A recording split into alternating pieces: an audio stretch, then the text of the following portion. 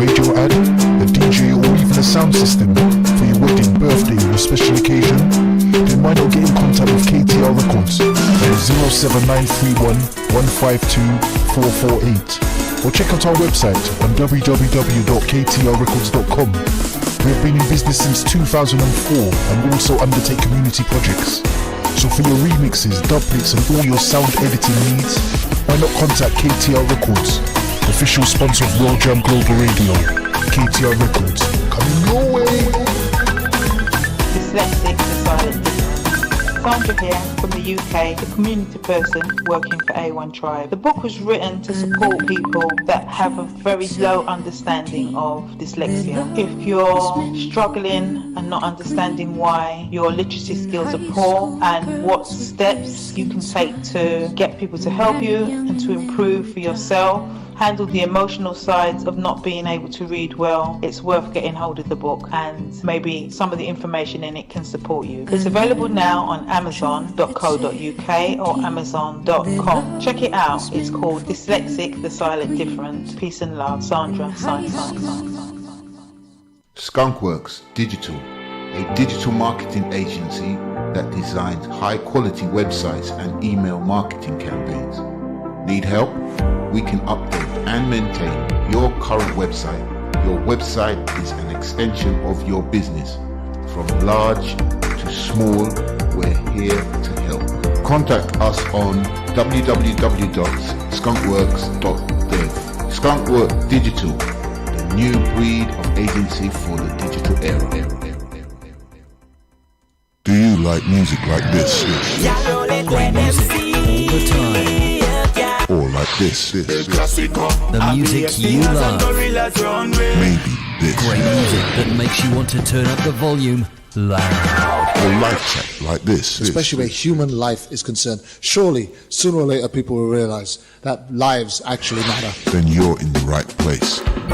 Keep it locked to World Jam Global, where music is harmony. Music 24 hours a day, 365 days a year. Yeah, you're a World Jam. Hotter than them. See live schedule.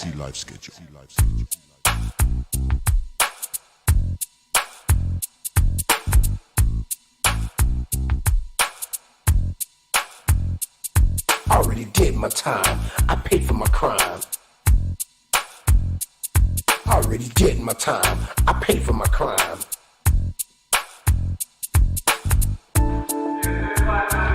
I want to say it bigger. Already did my time. I paid for my crime. Already did my time. I paid for my crime. I want to say a big shout out going out to each and every single one of you watching from all over the globe. My name is Kervin Julien. This is another edition of Issues Today live on World Jam Global Radio. We've just got so much in store for you today. About the system, it was all about. Stand by while I give you this intro. I had too many rivals. I was too young and foolish to stay in school. I learned my lessons in the streets. There was not a man I couldn't beat. I was good with my hands and very quick on my feet. I was swimming in women. I had girls all over the street. I was getting money. Life was so sweet. Now things have changed. The whole game has been rearranged. I'm a changed man. Don't need no gun in my hand. It ain't about being no gangster. Life is too short to spend it all in jail. Trying to cope with this living hell. Already did my time. I paid for my crime. Already did my time. I paid for my crime. Already did my time. I paid for my crime. Already did my time. I paid for my crime. I'll say a big shout out going out to my big bro, Nicky Ambrose in St. Lucia. D. Martin, my sister. Marissa in Italy, I see you. I pray that the coronavirus hasn't got you all hooked up. But I never got how my own supply. We are live going out all across the world. That's why I'm telling my story to you and you. I had to repent, I must admit. I was doing all kind of stupid shit. Now sit back and think it over since I've gotten older. The life I used to live, I wouldn't do it again. I was young and dumb, my brain was so numb. I was a real Forrest Gump, but I was nobody's chump. Me and Billy the Kid had a lot in common. I was the real Okay, we are currently live on www.worldjamglobalradio.com. We are live on Twitter, we are live on Facebook, and we are live on YouTube. Your statements are going on right now. He could be facing life in prison. Now I want you to stand by as I give you a list of people that's going to be on today's show. Alongside me, riding shotgun, she is back. That's right, the captain of the ship, TJ, Therese Gallagher. I cannot wait to have her back alongside me. Numero uno, we have missed her so well. She's still recovering, but she's in a lot better shape than she has been. And we're looking so forward to having her back with us. Alongside TJ, we have Scott Rushin. Oh, we're pulling out the big guns. Already did my time. I paid one of the leading members of our roundtable team. Try to get this felony off my back so I can get my life on track and have the right to vote and live like an ordinary citizen. Father of Scott. Message to all of my friends. Killed by cops. Statewide, worldwide. Paul will share in his expertise. It's good with my hand. And also his knowledge of this particular case. Swimming in women. I had girls all over the street. I was getting money. Life was so sweet. Now things have changed. The whole game has been rearranged. I'm a changed man. We also have a professor by the name of Darwin Fishman. My gosh, you need to stand by. I cope with this living hell. Already did my time. Because his resume is too big for me to share. He's going to have to do that all by himself. My time. I paid for my crime. Already did my time. I paid. But our main guest today, and this is, when you hear about 3-time champs, this is a 3-time champ. Really did. A 3rd time on the show is Marie Cofinco.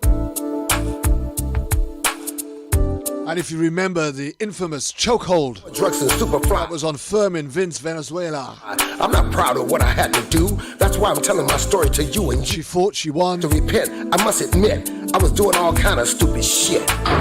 They didn't like the result, so they wanted a rematch. No, the life I used to live, I wouldn't do it. And I'm not going to tell you what happened next. I'm going to leave that all up to Marie Cofinco. But I was nobody's. But enough said. We're really looking forward to what she's going to bring and what she's going to share on today's show. Schwarzenegger, I'd shoot you up and spit you out like a real alligator, especially all you. And we just want to thank each and every one of you that support us each and every week. Pay for my crime. Live here on www.worldjamglobalradio.com. Stand by. For my crime. Already did my time. The opening statements are going on right now. He could be facing life in prison. Well.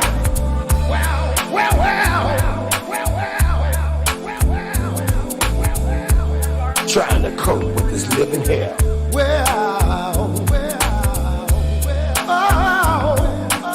Trying to cope with this living hell. Yes, I am. Trying to cope with this living hell. This living hell. Already did my time. I paid for my crime. Our Father who art in heaven, hallowed be thy name. Thy kingdom come, thy will be done on earth as it is in heaven. Give us this day our daily bread. And forgive us our trespasses as we forgive those who trespass against us. And lead us not into temptation, but deliver us from evil. For thine is the kingdom, the power, the glory, forever and ever. Amen. I'm really looking forward to what Marie is going to have to share on this particular show. And I know that you guys are waiting, champing at the bit. Pay for my crime. All those drive-by killings, stop them. It ain't about nothing. I want to say a big shout out to the rest of our roundtable team: Jerry Summers, Yolanda McNair, Patrick Lane, D. Martin, Stephanie Babb. My back so I can get my life on track and have the right to vote and live like an ordinary citizen again. This is my message to all of my friends in the pen, statewide, worldwide, and put down those knives. Stop stabbing each other. Yeah.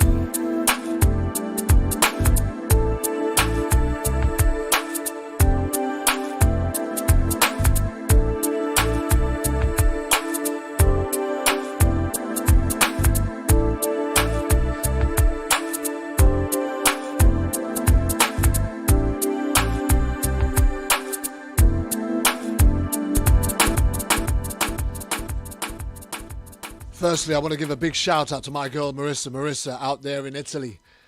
dear friend, known for a long time, one of my football fanatic fans, and also a big follower of some of the live music shows that I do regularly. And she's out there in Italy where they are. I think most people will realize, if they've been following the news, the coronavirus have literally crippled Italy and brought it to a standstill. And she says that 2 of her nieces have got the virus. She's okay at the moment, but if you've been watching the news, Italy is under absolute lockdown. The streets are absolutely naked and bare, and looks and resembles nothing to that city of culture that most people normally familiarize it with. For me, here in the UK, things have really begun to pick up here as far as coronavirus is concerned. We've got over now 4,000 recorded, confirmed illnesses, and we've got a couple of hundred, possibly going up to 300 dead, or I don't know. In fact, to be honest with you, I don't even know how many we've got dead. All I do know is this, that the country is getting ready to head into its area of isolation and lockdown. And for us at work, I went into work on Thursday, an emergency meeting Thursday night, to tell us that we would probably have a week off next week, to come in the next day to be told that in fact it's not a week, it's 4 weeks. And now we're hearing all over the news companies and organizations that are shutting down completely in order to try and suppress the outbreak of this absolutely terrible disease that's taking innocent lives, especially the elderly whose immune systems struggle to cope with the sheer ferocity of this particular virus, which is unknown, and no vaccine or remedy is yet ready. I do know that the United States of America has also had an increase in its cases, and are closing borders and bringing around some sort of shutdown, and some of the financial setups that they've put in place to support people is very admirable. I don't like Donald Trump at all, and I'm not going to start endorsing him now, but some of the robust financial strategies that have been put in place could only benefit the people that are going to struggle from this, and it's a given for me. It's what presidents and prime ministers are paid to do. That's what governments should be doing, and it's not even something that needs to be challenged or questioned. It's their duty. Without the people of their nations voting for them, they wouldn't have got in there in the first place. And it's not a voting tool.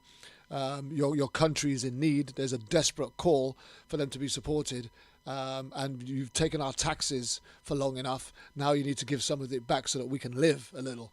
Over here in the UK, we've just been told that we will get at least 80% of our salaries paid for anybody that has to stop working or lose their jobs over this coronavirus issue, which has been a tremendous relief for the majority of people that have just been told at short notice, like I was, that you've got no work for some time and you've still got bills to pay and a family to keep.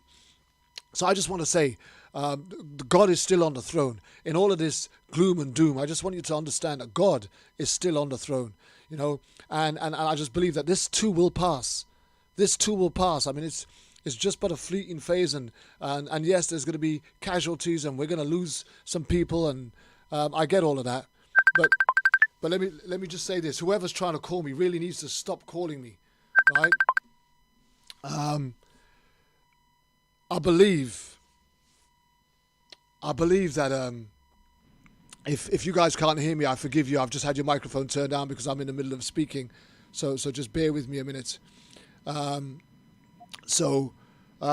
about this coronavirus, I've just got a heartfelt plea that I just want to share with you, that you just need to understand that this too will pass. It's the same God that sits on this throne, and I just realized in all the time that I've been talking, although you as the listening audience were able to hear me, my guests who I've actually got sitting down there waiting on the call, I hadn't switched them on yet, and they haven't heard any of this. I'm not going to repeat it, but I do hope that you guys can really come to a place where you understand that God ain't looking for people that are sat down with their knees on their mats, learning the Bible back to front. God is looking for people who are about doing his business. That means that there are lost, desperate, broken people out there that still have needs that need to be met. And if you're sat down in your home doing absolutely nothing, then you're not about God's business. I'm sorry. Yes, we need to be wise, but at the same time, we need to be bold. We're covered by the blood. And for me, if God has made a way for me to go and do something, see, I do a new thing. Do you not perceive it? For I will make a way in the desert and the wilderness. God is telling us to just go out there and stand in faith and help the old ladies and work with the vulnerable and the homeless. So please, even in this midst of all of this chaos and confusion, please do not forget that the same God that sits on the throne is there from yesterday, today, and tomorrow, and he doesn't change. He's the God Almighty. All right, so I'm going to kind of leave that there for a moment, because my audience or my guests have missed most of that speech that they were supposed to have been part of. My fault. Sorry, guys. I just hadn't switched your volume button up yet. So I understand why TJ was trying to call me. Right. Okay. Taking all of that into consideration, let's bring in TJ first. TJ, how are we doing? We're doing well. How are you, boss? I'm great, TJ. Here's the thing, we've missed you. We know you've been ill for some time. You've been on the road to recovery. Your audience and your fan base, you've got a fan base out there, right? They're desperate to hear from you and hear how you're doing. So, in your own words, tell them just a couple of minutes. Tell them what you've been going through. Well, just haven't been feeling well with my underlying medical problems. And sometimes it takes me, with Crohn's disease, it takes me a while sometimes to get back on my feet. And then my husband got sick with the flu, and the rigmarole that goes all along with this and chaos with the COVID-19, him coming home from work like you, he also is off work for 4 weeks, and he won't be, he is getting better though. He is getting better. And I want to mention the fan base you say I have. I can tell you one thing. I can tell you I've felt their prayers. And I am so appreciative for those that have sent prayers, asked about me to you. And, it's just, I'm humbled. And thank you. Thank you all. We had an earthquake here, boss. Yeah, I saw that. I saw Brian's office as well. 20 miles away from my house. Wow. Yeah, that was crazy. Wow. I mean, just talk us through that a second. What was that? What was that experience like? Oh my gosh, that was crazy, because I've been in earthquakes before in California, and they were just like a little rumble. Here I was just getting up, sat in my bed, and I was checking my messages on my phone, of course. And the loudest roar and rumble that I've ever heard come from the earth was incredible. It just rumbled our house, rolled us. It's almost like you could see the wave in the ground. I looked outside, things were flying. I don't know if they were flying because of that or the wind. However, we're fine, we're safe. It was 5.7 on the Richter scale. There was over 60 aftershocks. So it was huge. But I just, my personal opinion, can I say that? Yeah, of course you can. The Lord is very, very, very adamant about making his position, isn't he? Yeah. And I just, the Lord said, in the Bible that he would send famine, he would send disease, he would send earthquakes and fires and tornadoes and hurricanes, and we just need to heed the call, don't you think? Someone told me the other day, they said Sylvia Brown says that this would happen, and I thought, before Sylvia Brown we had the Lord. I think it was the Lord that told us in the Bible that in the latter days the seasons would change. Yeah, I mean, and look. So yeah. Just me. I'm a believer like you, TJ, and I spend a lot of time talking with the Lord, and since I was a child, You've had these guys standing on street corners telling us, repent that the time is nigh. These are the end days. These are the end times. They've been saying, I'm 58 years down the line, and they're still saying that these are the end times. We're probably living in the end times. Throughout our generation, we'll probably be living in the end times. But God ain't asking us to go and sit down on our butts and do nothing. Because I'll tell you what, there are so many people out there that are still to be saved. And he doesn't want anybody to perish. He says that in his word. He doesn't want anybody to perish. Right? He's giving everybody an opportunity to find him. And if this is just another wake-up call to say, hey, guys, you need me. Right. Exactly. But that's the job. Right. That's the work of us who already have a relationship with him. It's our work to continue to draw those people closer to him and into a relationship so that he can then touch their lives. All right. So, yeah, but thank you very much for that, TJ. It's great catching up with you, and I know that we've got so much more to come for you before the show is out. Let's quickly move on because our next guest supporting is Scott Rushin, and he is one of our leading members on the roundtable team. How are we doing, Scott? I'm here and I'm fine. Thank you. Just a little bit about yourself, a refresher, if you can. Okay, for the listeners on the show, for today, first of all, my motivation for even being involved and hooking up with Kervin and his team is that my son, 34-year-old son, Tyler Scott Rushing, was killed in Chico, California in an officer-involved shooting just 30 months ago. And since that time, I have been an advocate against police brutality, against the necessary use of force, and improved training and other issues that we all are aware of. And so that's my motivation. For today, Marie, I was following the case of her nephew, Fishman Vincent Valenzuela, because it's in the LA area. And I live near there. So I was able to follow the case, and I was able to get to the closing arguments of the trial, which were quite interesting. Marie and I sat together, and she knows she can give you her point of view, and I'll give you my point of view, Kervin. But it's pretty sobering to sit in a courtroom with, when you're there alone, like Marie and I were initially, and there's 50 police officers sitting next to you in their little shiny uniforms, trying to intimidate you and trying to intimidate the jury and the judge and any witnesses. And it's pretty horrible. So I'll just leave it at that, and we'll be talking in a minute. Okay, thank you very much for that, Scott. Now, I'm going to struggle here, right? Because my next guest is Darwin Fishman, and I'm gonna struggle to introduce this man with his large, huge resume. I mean, I don't want to make his head swell because he's not in this for the likes. It's quite obvious where his heart is, but I'm going to leave Darwin Fishman to introduce himself, tell you a little bit about himself, and then obviously tell you why he's here also. Darwin, how are we doing, sir? I'm doing well. Thank you. Thank you for having me on. It took a long time to get you connected and get the line sorted, but we eventually got you here. But tell us a little bit about yourself. What do you do? What you're about? What are your qualifications? What do you do for a day job?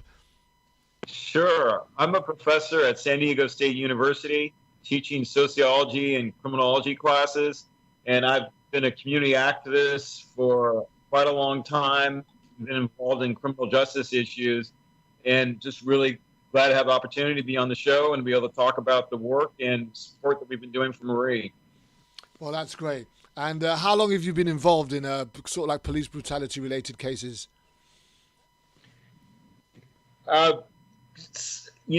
Growing up in Davis, California, Northern California with my brother, we would get stopped by the police. And it was really clear as two young black boys growing up in a predominantly white town that we got a lot more attention from the police.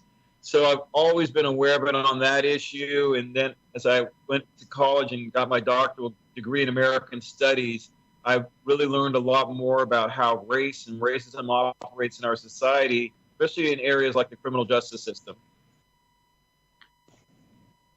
Right, okay. Listen, thank you very much for that, Darwin. We're going to hear a bit more about your involvement in that and some of the other cases that you've also involved in, and most importantly, why you've been supporting Marie. But just for the matter of time, because we're almost half an hour into the show and I had such a long introduction, which I don't normally have, let's just introduce our final guest, who is our main speaker on this particular show, Marie Cofinco. It's an honor and a pleasure to have you on here for the third time, three-time champion, in my opinion. How are we doing, Marie? Can you hear me? Now I can. You had your mic muted. Okay. Yes, I'm doing great. Thank you again for having me on the show. This is the third time. Before I go into the show, I want to thank Darwin, and I want to thank Scott for supporting me on this journey, and I want to also thank Teresa for being there for me and her words of wisdom. You're so sweet. As you guys know, this has been a very emotional journey. Journey. The only problem that we've got, Marie, the only problem that we've got is you're very low or quiet. Are you away from your microphone? No, can you hear me? I can hear you, but it's quieter than everybody else. I'm not sure if you got your volume right up or... Okay, hold on. Yeah, now that's coming out louder now. Now, can you hear me? Absolutely. Okay. So, where was I? Okay, so I've been on this journey now for 3 years, and I've been the main spokesperson for my family. For some reason, they think that I'm the strong one. It's emotionally draining for me, and many times I just want to walk away, but I'm accepting that there is a calling for me, and I can't walk away. And I thought that after the verdict, that I would be able to walk away and resume to my normal life. But this is going to be with me, and I understand it now. I understand what my purpose is, and I am leaving it to God to give me some guidance. And, I just feel it in my heart that I have to go on, even though we won, I have to go on and continue to talk and share his story for all the other ones that are out there fighting the same fight that I fought for my. And you do such a great job at that, Marie. Thank you. You're very strong and admirable, and we don't want to cause any more confliction with your heart and your pain. But if you could just let us know a little bit about why you're here and where we're going from here. Well, before we go into why she's here, we know why she's here. I think we just want to hear a bit more about Fishman, who Fishman was, just a refresher on that, because I think we've got a lot of time to get into why she's here.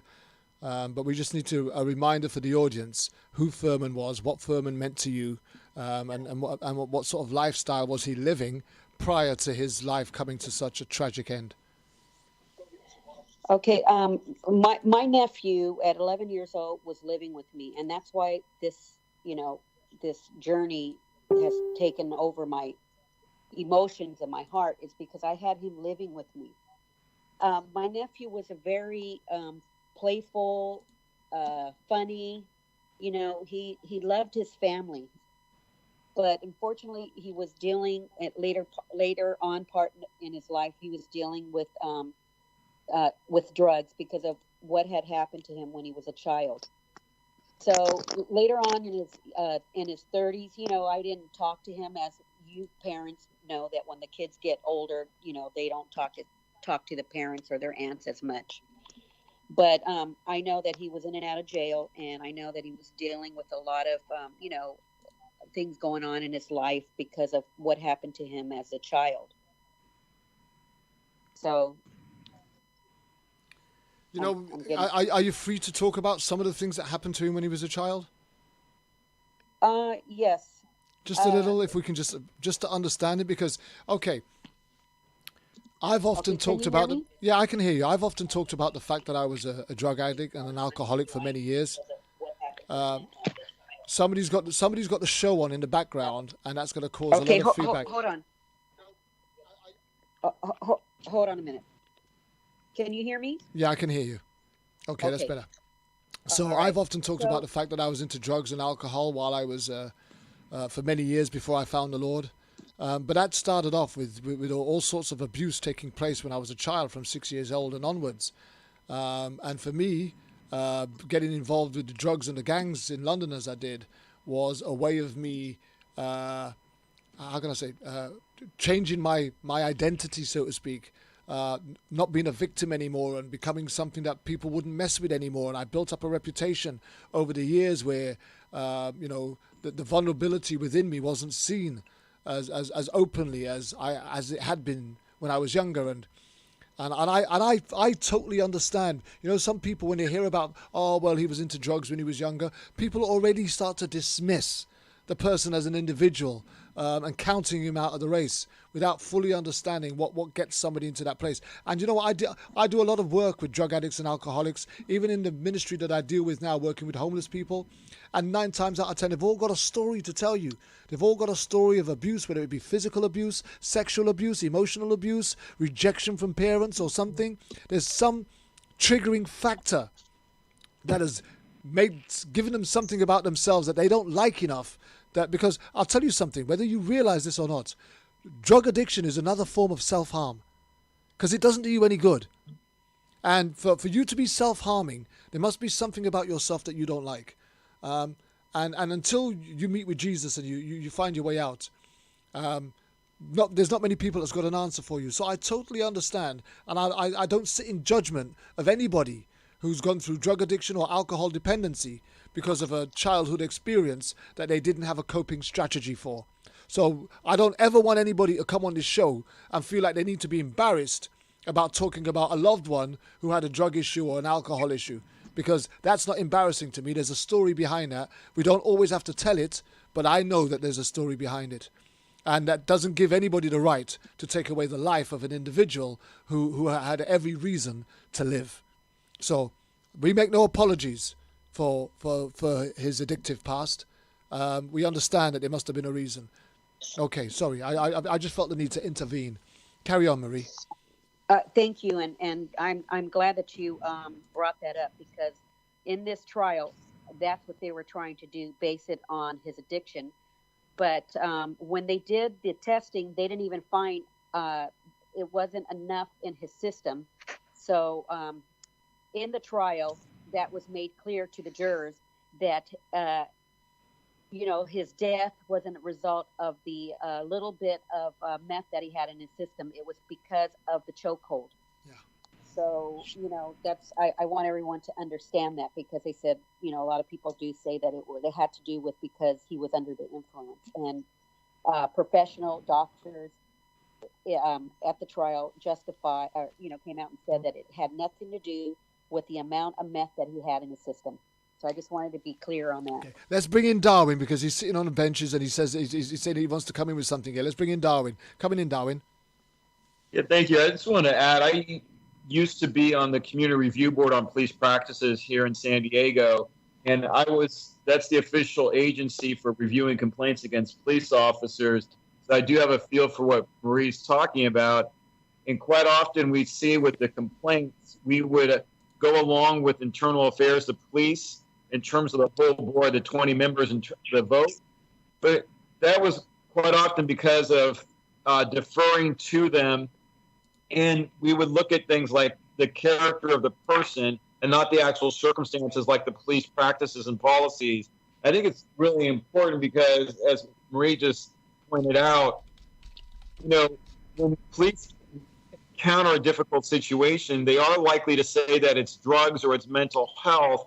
And there needs to be a counterbalance, of course, like a civilian board, to oversee those kind of police practices.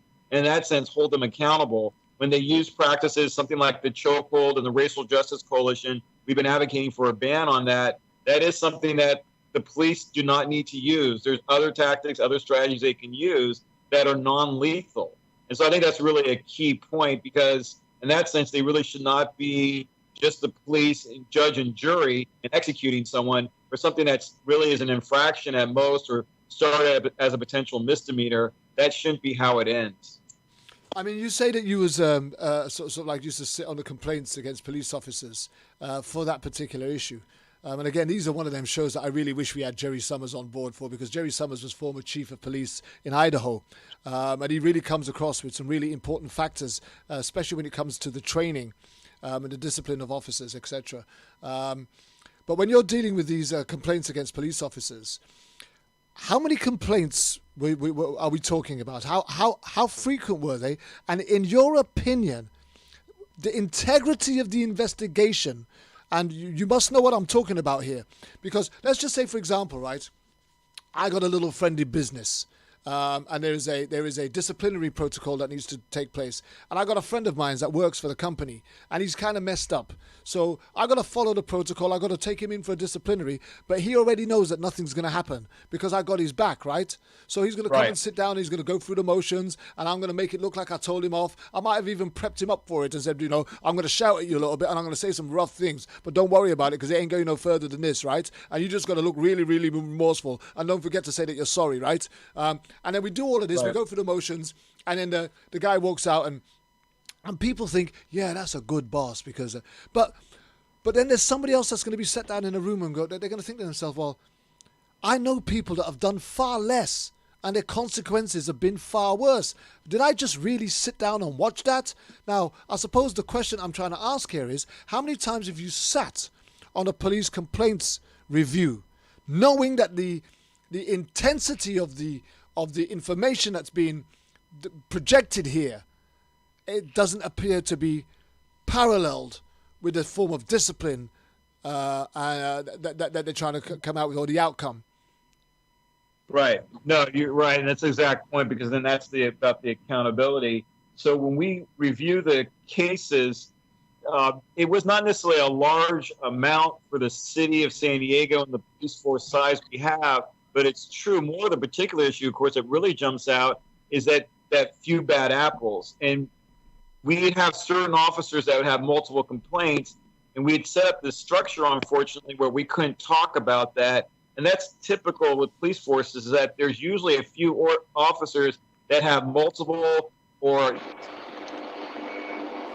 Yeah, just mute your mic a minute, Jerry. That's exactly the issue. Is that you have some officers that get a lot of complaints, and then they use things like chokeholds that make it worse. Then there's things like how they use their firearm and the chokehold that are potentially lethal. We're going to bring in Jerry Summers, another active member of our roundtable team. We often refer to him as the father of the roundtable team. He's a former chief of police of Idaho. He was sitting on the sidelines listening to the show and feels the need to come in. So, Jerry, how did you want to respond on that? I've got to tell you, I missed some of that while I was trying to get connected. So if we can go back and give me a quick recap, I'll be happy to respond. But basically what I'm hearing is that it's a standard protocol whenever there's a death involved at police hands, where the police automatically go after the victim. It's either that they have a drug and alcohol problem, or they have a criminal history, or they have something like that. And the strategy is to get everybody thinking that the victim deserved what he got, whether that was the case or not. But that's an automatic strategy used by law enforcement and prosecutors across the United States. Wow. Wow. So the part that you missed was Darwin was. It says that he often sits on the police complaints review, and the question that we're asking is, when we're looking at the content of a review, the information that's being given, right? How often does he sit down and look at it and think to himself, somebody is actually getting an easy ride here, because the consequence for the action doesn't seem to match up with the weight of evidence that's being suggested? That's standard. I mean, that unless you have an ethical internal affairs group or an ethical chief at the head of the agency that's going to demand a correct investigation, you're going to be dealing with the thin blue line mentality, and they're going to find a way to choose the behavior one way or another. It's just what happens. And that's why law enforcement, in my view, today is no longer a professional organization. Well, Jerry, I want you to stay on the call, because I think we're going to have a lot more to come back to you with. I just want to go back to Marie, if we can. So I want you to tell us what was going on that fateful day. I mean, we've got two trials to go through, or two court hearings to go through, which we want to give enough time for. But just so that we can recap and get an understanding of what actually took place that led to Fermin losing his life, that led to the battle that then had you doing what you did and has got you where you are. So what happened on that fateful day? What was going on that day? And how did Fermin actually lose his life that day? Okay, well, the morning of July 2nd, 2016, my nephew was walking on the street by Maxwell Park. That's a park where homeless people they go there and sleep there. So on that morning, in the morning, he was walking on the sidewalk, and a woman was on her way home from work, walking home from work. She thought my nephew was following her, so she called her daughter. And so the daughter called the police. My nephew crossed the street. He went into the laundry room, and he went there to start to wash his clothes. So he was washing his clothes, and then the officer, June and Wolf, responded to the phone call, and then fast forward, they were in the laundromat, and they approached my nephew, and they asked how my nephew was doing, and they were telling him to put his hands behind his back, and that's when it all started. The first chokehold was inside the laundromat, and it just escalated. And the result of that was that they choked him out. Yes, they choked him along with tasing him, kicking him. They just really beat him up. Let me just bring in Scott a minute. Now, Scott, I know you followed the final case in that. How much knowledge do you have of the original incident that actually led, and how much did you hear? Of what you heard, what stands out to you more than anything? Well, I've been watching officer-involved shootings since my son was killed throughout the United States, and what brought me to the Valenzuela case was it was local, it was near by. I live not too far from Los Angeles where the trial was, and of course I watched the video that the DA had released of Vincent being choked to death, and it was just shocking. The guy was just doing laundry. I mean, Marie can tell you, he was just in a laundromat doing laundry, and two officers come up to him, and Marie, how many more minutes? 5 more minutes later, he was dead? Something like that? Yes. I mean, the guy's doing laundry, Kervin, in a laundromat. He's just doing his laundry. And two cops come up, and they have a struggle, because Vincent he was just saying, like, what did I do wrong? The guy had maybe some mental challenges. Maybe, he wasn't having his best day, but he's just doing his laundry. And two uniformed cops come up to him and start questioning him. Well, of course he panicked, Kervin. Of course any of us would be nervous. Like, what did I do wrong? Tell me what I've done. And these cops immediately jump on him. You can see it in the film. They literally jump on him, knock him to the floor. He's sweating. They're sweating. They try to put this chokehold on him. And they take turns putting chokeholds on this poor kid. And they have so many other options, including doing nothing, Kervin. Talking about the doing nothing, I just want to bring Jerry Summers back in. I just want to throw this one out at you, Jerry. Right? So, bearing in mind, right, that the original call was from a woman who thought that a guy was following her, right? So that's what the police were called out for, right? There was no offense, there was no assault, there was no insult, there was no approach, there was no attack. There was no contact. There was no communication. None. Zilch. Zero. Right? But what you had was somebody who was either paranoid or maybe even if, and I don't want to dismiss women who struggle when they're out on their own, because we don't want to dismiss that. That is a real thing that happens out there. Right? She was at the very worst a bit concerned that there was somebody who was big, who was not too far behind her, and for 1 minute, she probably thought maybe this guy didn't have good intentions. He didn't give her any reason to. That was just her thought pattern. So they've made the call. She's called the sister, and the sister has called 911 to say, my sister has called, and there's a guy she thinks that's following him. Now, my concern is, when the police get to the vicinity, when they get to the area, there is no offence taking place. No offence has taken place. And all of what I've just previously said still stands. No contact, no communication, right? No involvement, no approach, no insult, no assault, nothing. Zilch, zero. He's now in the laundromat where he was heading anyway to do his washing, because that's where he was going. She just happened to be on the same path as him. And the police encounter him, not still following this girl, not in the middle of having a vocal or a verbal confrontation with her, not shaking her about and pulling her by her hair, or slapping her around her face, or trying to grab her bag, or take her money or her phone. They found him in the laundromat doing his laundry. She was nowhere to be seen. As an officer, a trained officer, a chief of police, what would you have expected your officers, how would you have expected your officers to have approached that situation? Well, first and foremost, they should have just spoken to him and tried to figure out what was going on. Told him why they were there, that they got a call that he might have been following somebody, want to know what he was doing, explain why they're there, why the presence is there.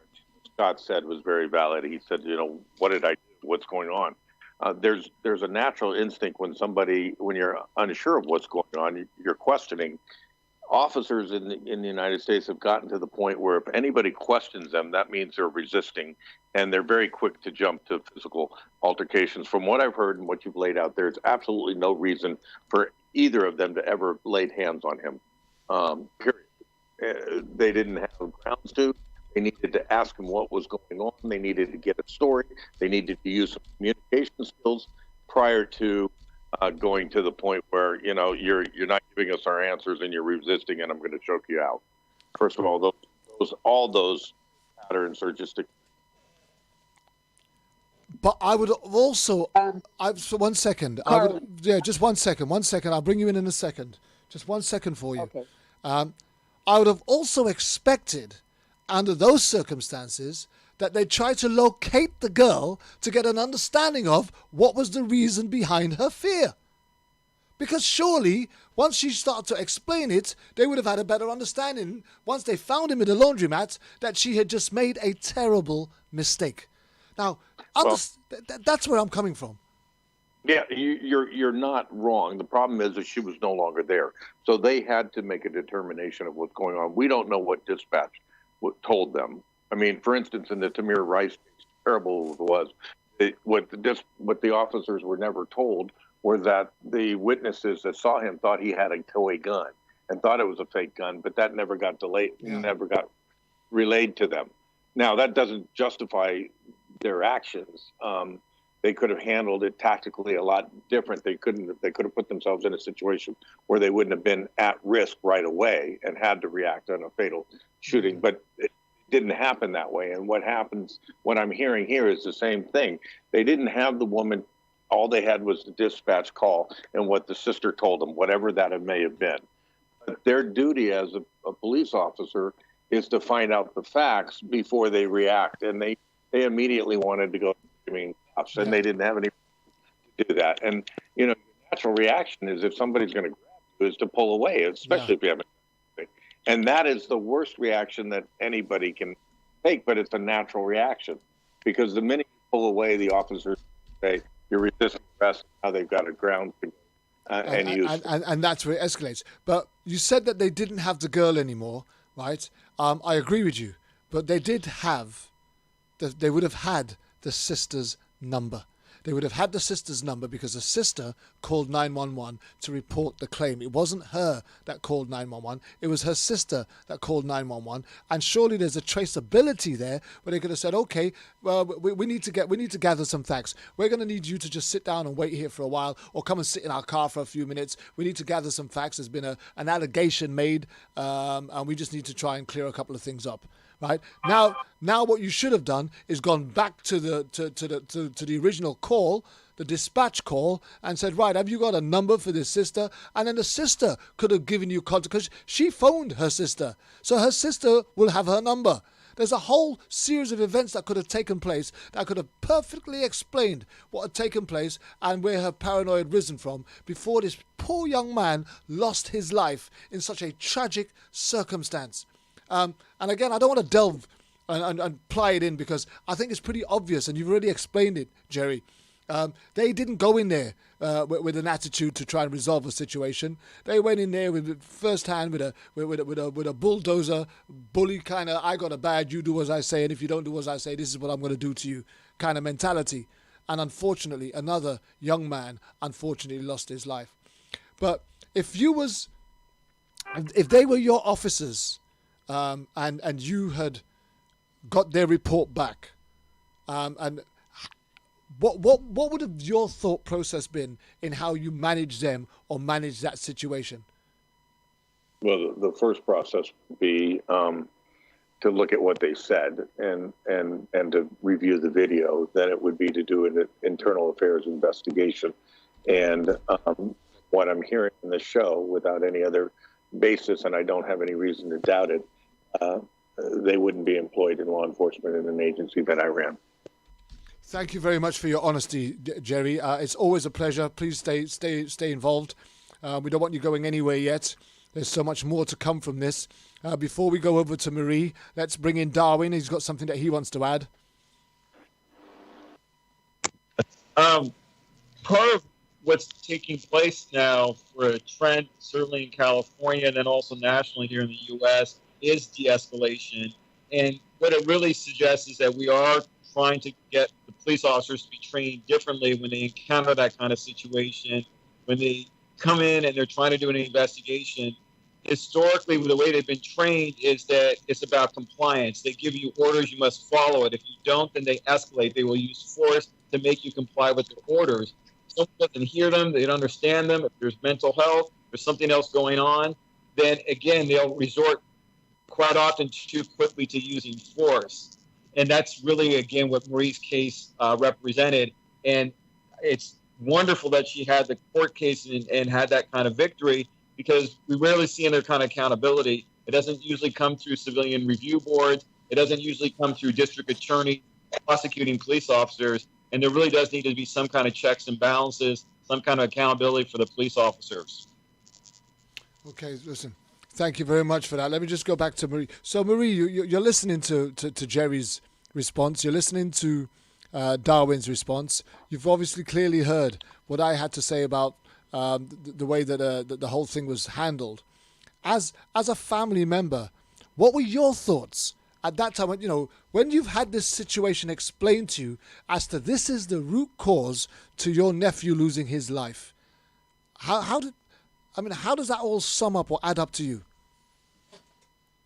Well, first of all, when I saw the YouTube video of the body cam footage, then right there, I knew that they violated his civil rights because of what was being taken place. Yeah. Also, to hear Officer Wolf, approach my nephew, and he came out and he said, "Howdy, you all right?" And already when he said, "Howdy, are you all right?" he started accusing my nephew, and then started the next thing he said was, "You break a pipe or something?" And my nephew didn't respond. He kept putting his laundry in the washer. So already they went in there and they were, he said it in a sarcastic way. "Howdy, you all right? Did you break a pipe or something?" And my nephew's face was like, "Oh shit," because he had just got out of jail. Yeah. And the look on his face was like, "What did I do?" I agree with the officer that, or the sergeant, I don't know who you have on here. Yeah, Jerry, former chief of police, Jerry Summers. Okay, I agree that he should have been we received a phone call, were you following this woman, from a distance. But in the video, you can see that they were in his face. They went there with gloves on, ready to, do whatever they want to do with their power and approach my nephew just the way when you see the video, you knew what their intentions were. And I have seen the video several times, and it makes for shocking viewing, absolutely shocking viewing. So people watch this WWE or WWF, this World Championship Wrestling thing, and I see these guys who like to put people to sleep with these chokeholds and stuff like that. And we all know it's choreographed.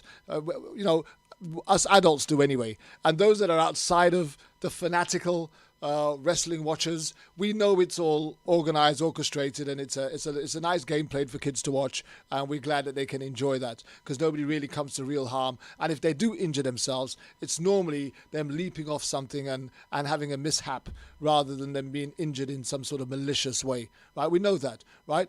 But when you see the ferocity of that chokehold that an officer has, the way that he has it wrapped around his neck, he's trying to take his head off.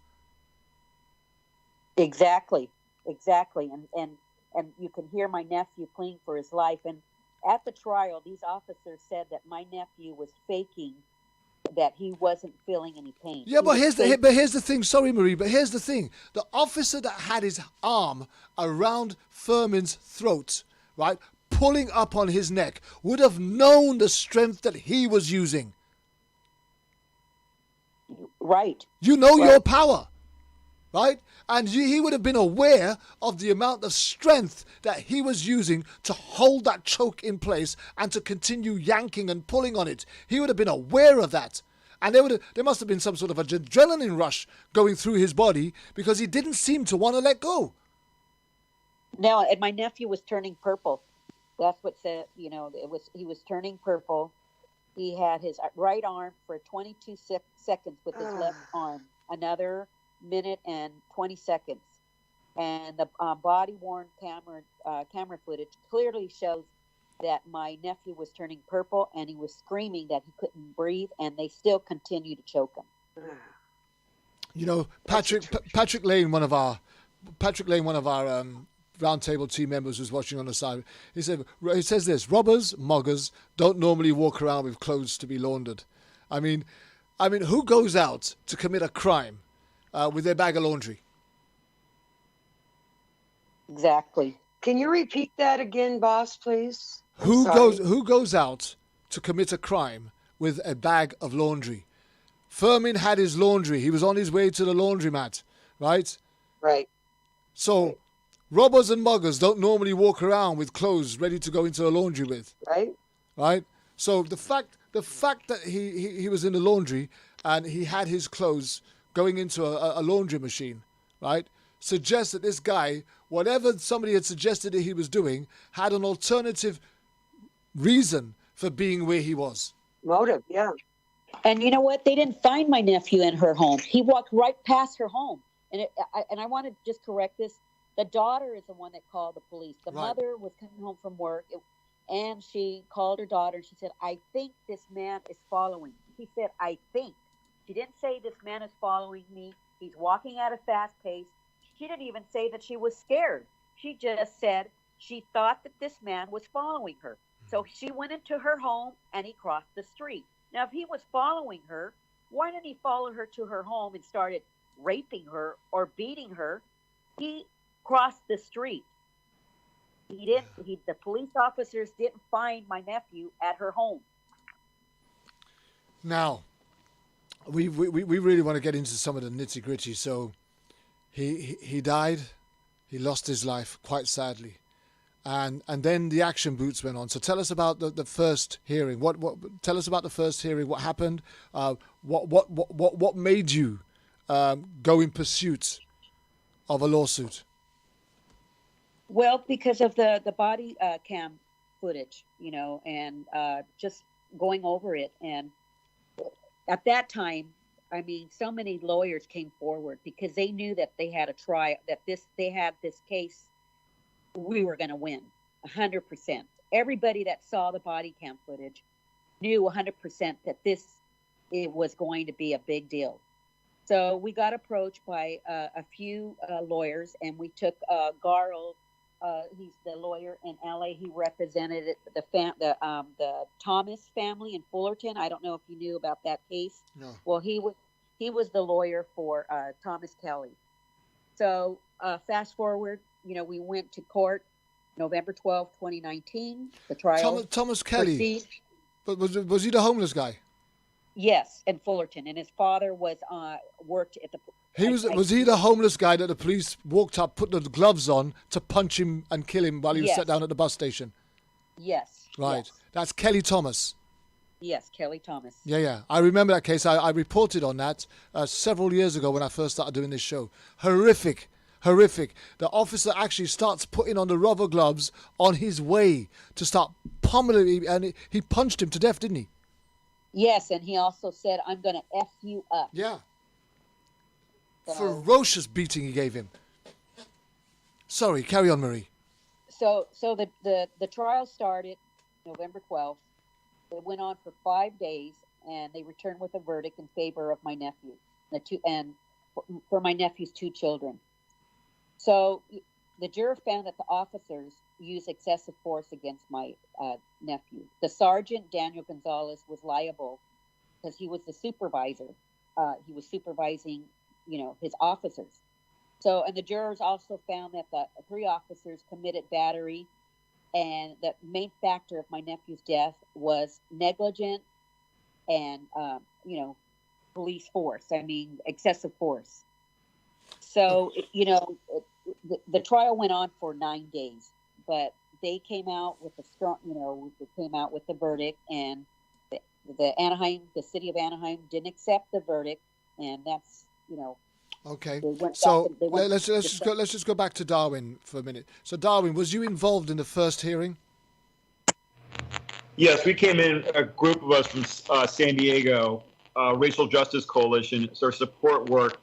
One of our members had met with Marie in Sacramento when she was lobbying at the state capitol, and we've been working on the chokehold in San Diego. So when we found out there was another case in Anaheim, we wanted to make sure in dealing with LA that we were there to support, because we were under the impression that San Diego was one of the last cities that still had chokehold policies where it was legal. So we were actually surprised to learn that it's still legal in Anaheim too.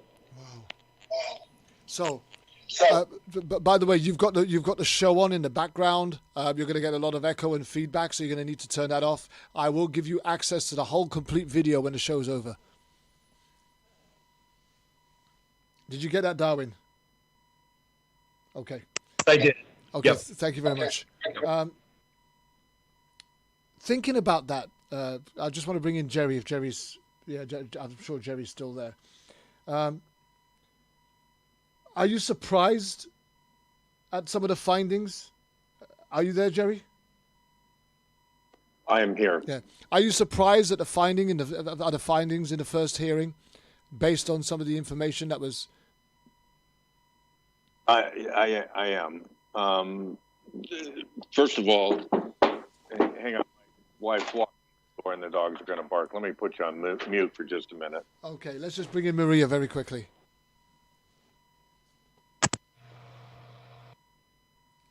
Okay, Scott, are you there?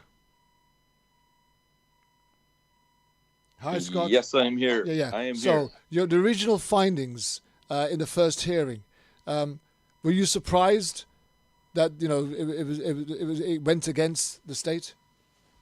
Well, let me back up just a little bit, and Marie can chime in. But the case, what was so to me offensive, not only about the death of Vincent, and what you see, and how the officers arrive, and a few minutes later, a young man is dead. What's so offensive during the trial, the plaintiff, the Valenzuela family, they had an expert attorney by the name of Dale Gallipo, who's out of the LA area, along with Garo, who Marie mentioned, and they put up expert witnesses. They had police experts, medical experts, and so on, especially this one famous doctor, which Maria mentioned, who was the doctor that opined correctly about the effect of concussions on NFL players. This is a very famous doctor who the plaintiffs brought in to testify about the chokehold and the effects on poor Vincent. And his testimony was absolutely ridiculed, vilified by the police department and their medical experts. It's just such an offensive circus, these trials. if you sat through them. And I have sat now through a couple of them, and I only made the one day, but I was following the Valenzuela case and for example, Kervin and Jerry and Darwin and those of you kind of watching the justice system, during the closing arguments, both sides, of course, made their best cases. And the defendants, the Anaheim Police Department attorney, I don't remember his name, but he put up a slideshow. And on one of his slides, guys, he had the name of the police expert who testified on behalf of the Valenzuela family. He had the name up on a slide, and he had a big bag of gold coins with dollar signs on it.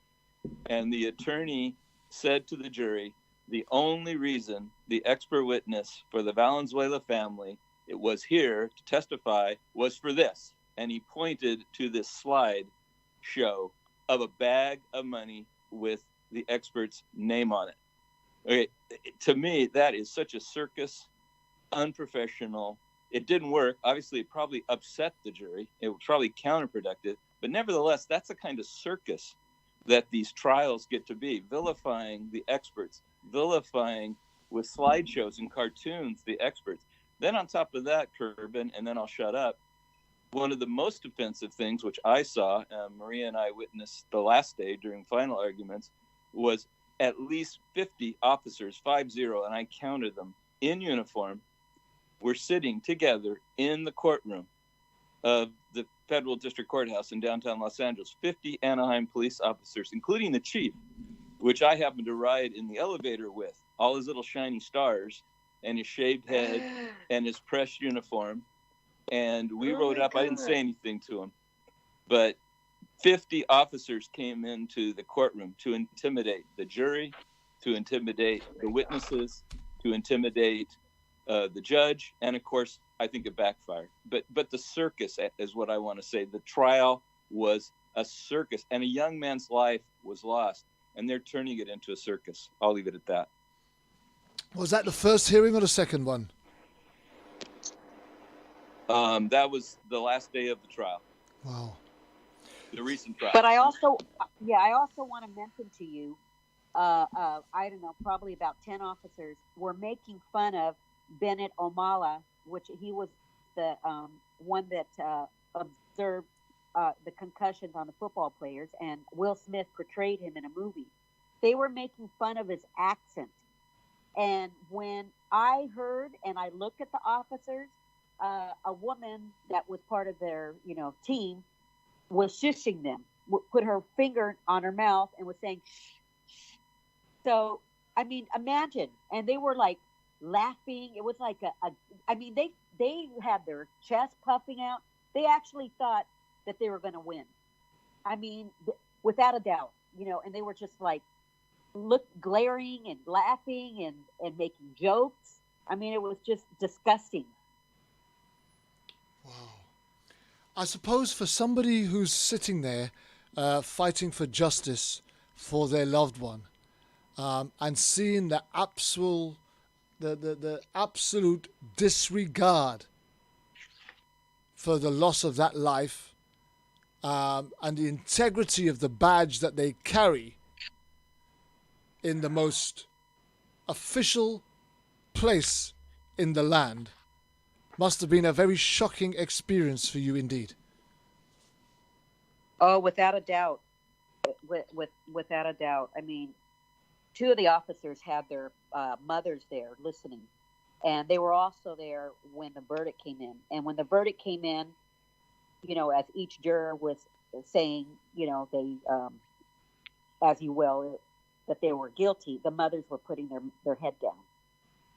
So even though it's not criminal, it's civil, but I'm sure the mothers were, just me as a mother, I probably would have felt the same way as those mothers sitting there. They were pretty upset with the verdict. Let me just bring in Jerry a second if I can. So Jerry, as a again, it almost sounds like I'm picking on you sometimes, but you're the only person that can actually bring clarity to a situation like this. I mean, I'm sure that you've been involved in hearings, supporting your officers and dealing with disciplinary issues, etc., or you've just gone to court where either a criminal or somebody who's lost a loved one or whatever it is. But the sheer disregard that these officers were having for the loss of that individual and his family who were present. I mean, how does that look? How does that even become possible? Well, it speaks of the culture of law enforcement and our judicial system. First of all, for the judges to allow that to happen and the prosecutors and attorneys to allow that to happen is disgusting. I mean, first of all, they're in situations like these, they're highly charged. There are automatically going to be a disagreement of the facts, but you do not be uncivil to the opposing side. The best thing you can do is to be civil and counter it with intelligence or reasonable thought. And in their case, this was such an egregious case. And what I find most amazing in the ruling is that the sergeant was held culpable for his actions, because that tells you what's going on within a law enforcement organization.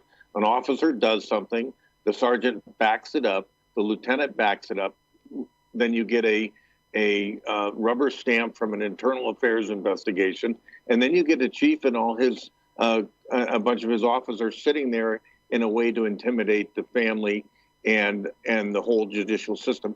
It is a culture of corruption, and until it starts to be handled from within, until you have officers and sergeants and lieutenants and chiefs that'll say, I'm not going to stand for this, it's going to continue to get worse. And what we're seeing is that they're able to get away with it because of the sheer numbers and the intimidation they're allowed to execute, either in the media initially after the findings by vilifying the victim, and then throughout the investigatory process, ultimately to the finding.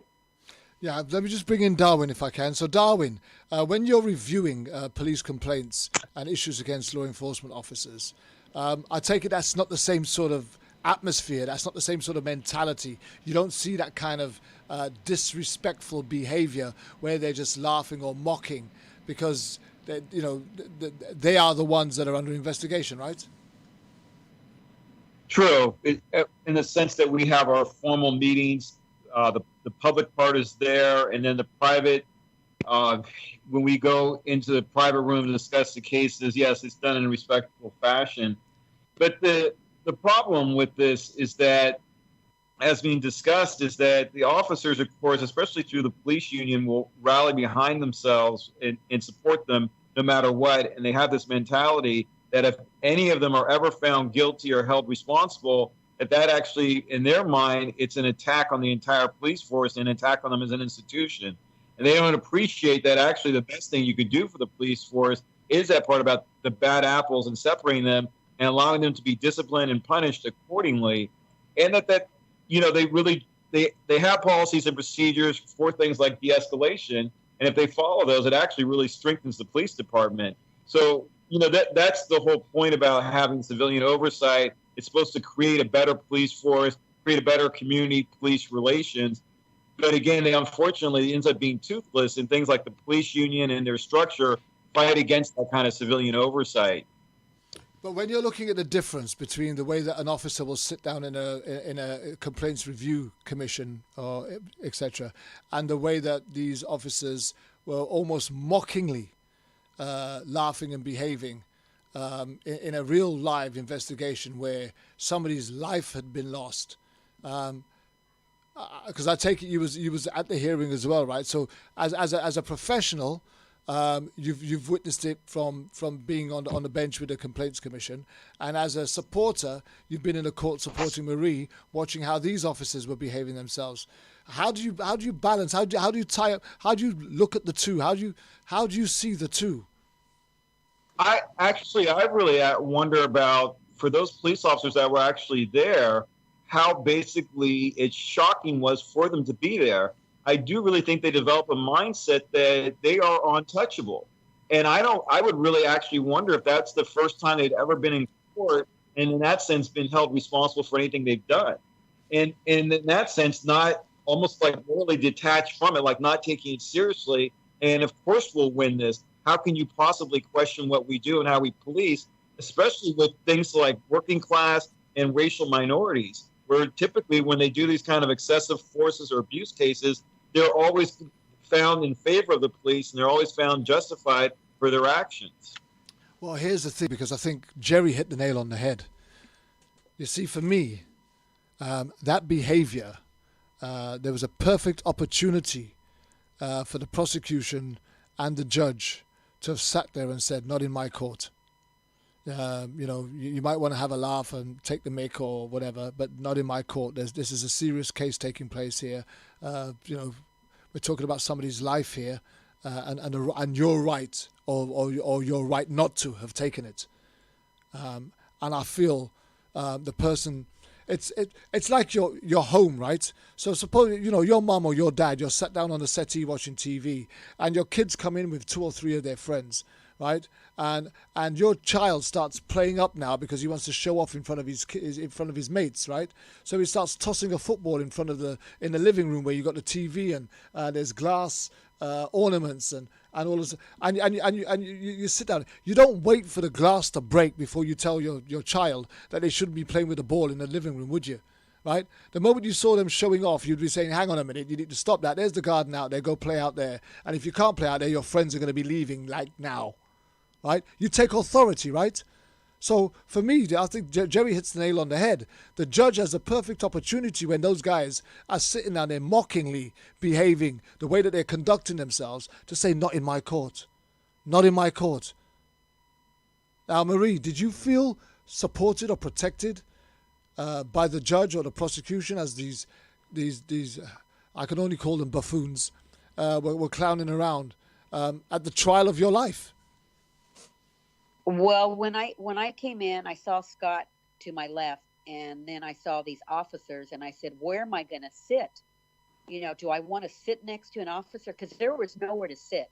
If anybody wanted to come in and watch the trial for the last remaining 2 days, you were not going to be able to sit because these officers were taking up the space. I felt a lot of tension. My chest tightened. I said, okay, I'm not going to cry. I'm going to keep my head up, and I'm not going to let them intimidate me because that's exactly what they wanted to do. I said, I'm going to just, keep my eyes focused on the jurors and on the judge. And I was just going to just take composure of myself and remember why I was there and not let these police officers intimidate me, because they were. When I came in, the room felt like there was no air. It just took the air out of me, and I wanted to turn around and walk out. But I didn't do that. I just sat down, and Scott came and sat next to me. But it was very, very hard, and it was very emotional. And they were there for 2 full days. 2 full days they were there. Patrick Lane says this, and maybe Jerry Summers can answer. He says, if it was just a matter of a few bad apples, we'd have good officers leading the charge to remove those bad apples. Patrick goes on to say, I think the issue of police abuse is one of a systemic breakdown and a culture that exists within police departments today, and it's not an issue of just a few bad apples. What do you say to that, Jerry? I agree with him. The good apples, the ones that would speak out, are quickly weeded out of the organization. They're let known very quickly that if you're going to speak out against your fellow officers, you're going to find yourself out on the street with no backup in a dangerous situation.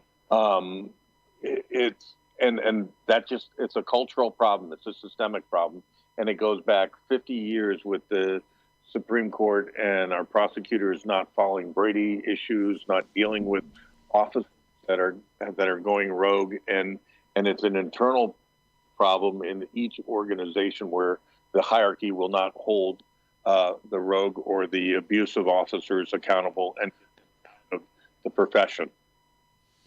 You're quite right, but for me, it is systemic.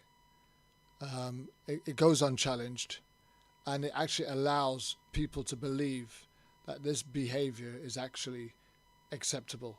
The sheer disregard and disrespect that they had, having taken the life. And, it's like what we said earlier on. That officer, when he had his arms or his forearm underneath Furman's chin, around his throat, he would have known the ferocity, the strength, the fierceness. He would have been aware of the adrenaline, and he would have been aware of just how much force he was using to maintain that grip. So it's not a surprise. Maybe he didn't mean to kill Furman, but don't tell me he couldn't have known that he was causing him absolute distress that could have led to him having breathing difficulties at the very least.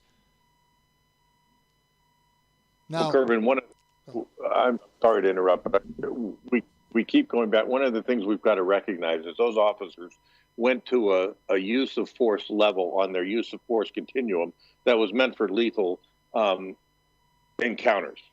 It is not, a chokehold is not meant to subdue somebody. It is used, and this is why most of the organizations have left the carotid chokehold, is because it just takes a little extra pressure and you kill somebody when you don't mean to. It's still wrong. The officers had no right using that form of restraint given the circumstances that they were facing, and that's why you have such a ruling in favor of the family, because their actions were absolutely egregious. Yeah, so at the end of the first hearing, you was awarded 15.2 or 15.3 million. Sorry, maybe I should let you tell it, Marie. What was the award given to you? 13.2 million. 13.2 million you were awarded against the state for the unlawful killing of Furman Valenzuela, right? Yes. Did any officers lose their jobs because of their involvement? No. Are you kidding me? No. So the state paid out. They found in favor of you against them, but the officers still kept their jobs. Yes. They kept their jobs. The sergeant is still sergeant. Wow. Even though they found the sergeant culpable. Yeah. I mean, they argue that they were entitlement to the judgment as a matter of law, the Ban Act, and they were saying that there were no evidence that the officers had intent to violate my nephew's rights. So, they still do not feel that they did anything. They still feel that they didn't use excessive force. Now, that's why they wanted a new trial. So I remember, because we had you on air, I think it was days after you won that hearing, right? Yes. And it was a tremendous joy that we all shared with you on that particular show. It was I know it was definitely the same weekend. I think it was only about 2 days or 3 days after you were awarded that tremendous victory that we had you on the show sharing it, right? Yes. At that point, did you feel like you had done Furman justice? Yes, I did, but because the way Anaheim works, they hate to lose. We are the first in history to be awarded that amount. I was already been told by others that most likely they're going to appeal it because Anaheim does not like to lose, and they did appeal it, and the appealing started in December. Wait a minute, yeah, December. So So how soon after you won the award did they start? Did they say on the day that they were going to contest it? I would say about 3 weeks after made the announcement on the trial that we won, that they were going to appeal it. Okay, so let's go to the second hearing then, shall we? Was there anything that they brought up in the second hearing, A, that they didn't use in the first hearing, and secondly, was there any other underhand tactics used in order to try and discredit Fishman or the family in order for them to find a way, was there any desperate measures used to try and get an untimely victory? You mean what else did they do to try to not let up to the parodic? Yeah, all of that. Well, they tased him and they beat him. But the first in the laundry room is when they did 2 chokeholds in the laundry room. Okay, so what I'm asking. Can I add something? Yeah, come on. Kervin, can I come in here? Absolutely, Scott. Yeah, this is Scott, and I think your question regards the protocol, the civil procedure. Yeah. After the verdict, as Marie said, the 5th day of the trial, which was, as I describe it, as a circus, an offensive, disrespectful circus by the Anaheim Police Department, for the reasons we stated. The verdict was made within 30 days. The lawyers for the Anaheim Police Department appealed to the district court judge for a retrial and other issues. Those are civil procedures. So within about 30 days, Judge Carney, Carmack Carney, who heard the case, made the administrative ruling that you see. I believe I sent it out to some people. It's a 42-page ruling. There was no more public hearings after the initial trial. The judge, Carney, decided to make that decision, which was within his purview, to decide if there should be a second trial, to allow the appeal, or if the verdict will stand. That's up to Judge Carney. And Judge Carney ruled in a 42-page ruling that the trial was valid, that the judgment stands, the verdict and the judgment award stands as law, and there will be no further trial.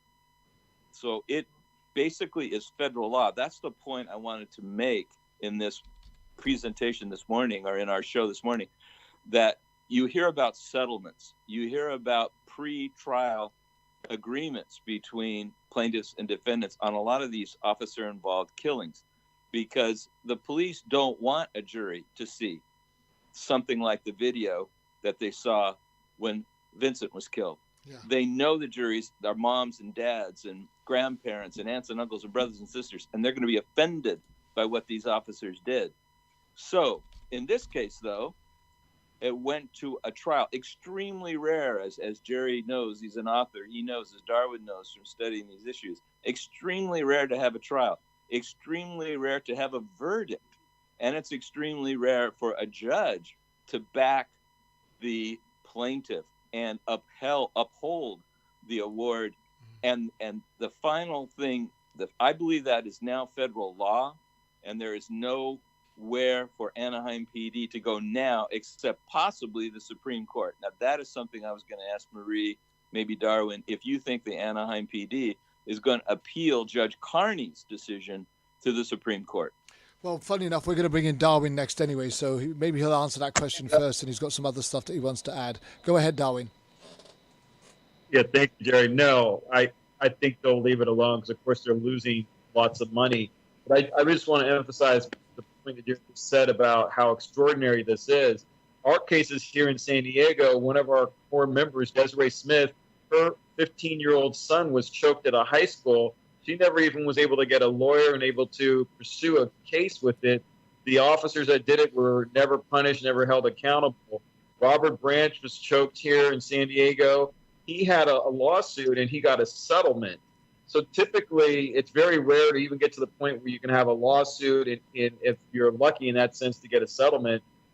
And I haven't seen cases where the officers have actually been disciplined at all, lost time from work, or lost their jobs because of it.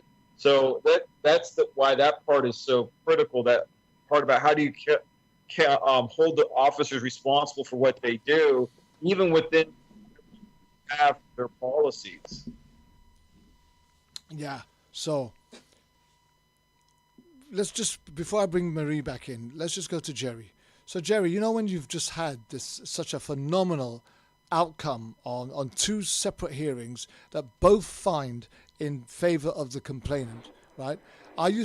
Should we be surprised that there is no consequences to the officers or those that are in charge of them? Well, see, let me answer it two ways. We should be outraged as individuals that there are no consequences to the officers involved in something like this. We should be outraged that the organization didn't do a proper internal affairs investigation and hold their own officers accountable. We should not be surprised because it's a judicial system that officers don't get penalized even though they're found guilty of misconduct. Wow. So let me just bring back Marie again, because Marie, as you were heading into that second hearing, and I'm sorry to keep going backwards and forwards, but it's really important that we try and get your perspective from this. When they contested it and it was going back to the second hearing, did you at any point think, well, they're going to go against us now because we've looked like we've had our victory? Surely they're not going to give it to us twice.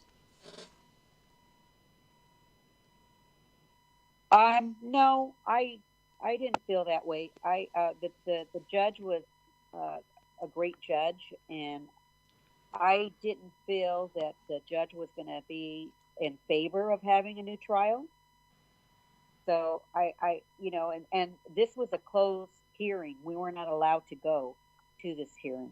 In fact, there was one day that they were going to allow to be an open hearing, but then the judge took it off the calendar, and so we didn't go. And in that following week came the phone call saying that they're not going to have, that it got denied and they were not going to have a new trial.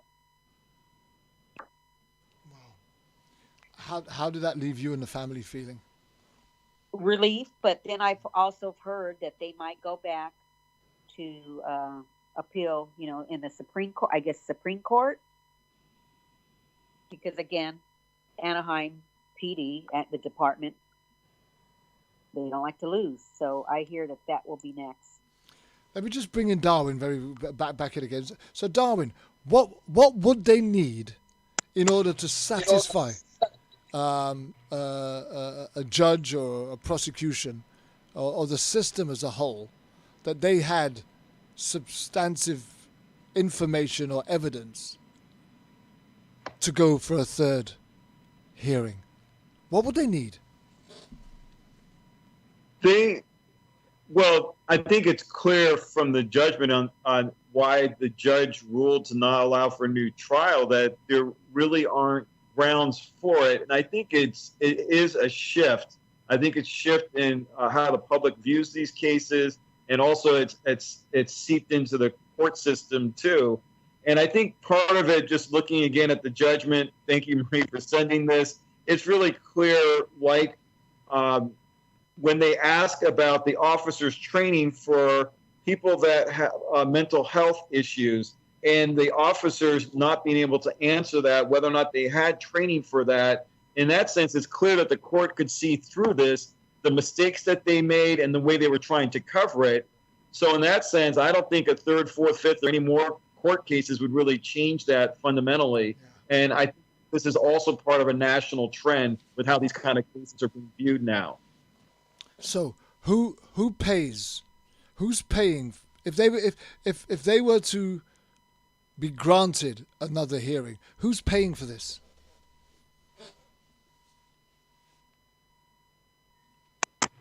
Well, part of the lawsuit is against the city of Anaheim, and certainly San Diego County and city of San Diego, we see millions and millions of dollars going out for settlements for cases involving law enforcement. And I think that's, certainly true in LA and all across the country here.